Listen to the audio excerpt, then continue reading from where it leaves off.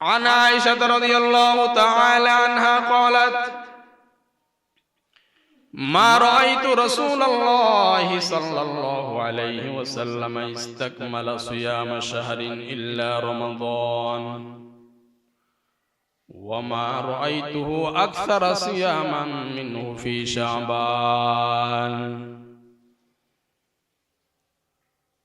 রাসূলুল্লাহ সাল্লাল্লাহু আলাইহি ওয়াসাল্লাম সম্পর্কে ওনার স্ত্রী আয়েশা রাদিয়াল্লাহু তাআলা আনহা বলেন,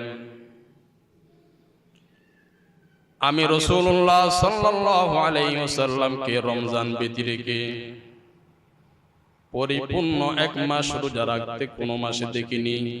শুধু রমজান শরীফ আসলে পরিপূর্ণ এক মাস রোজা আদায় করতেন। পবিত্র মাহে রমজানের পরে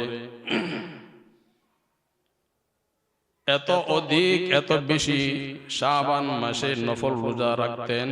আমি আর অন্যান্য কোন মাসে এত বেশি নফল রোজা রাখতে রাসূলুল্লাহ সাল্লাল্লাহু আলাইহি ওয়াসাল্লামকে দেখিনি।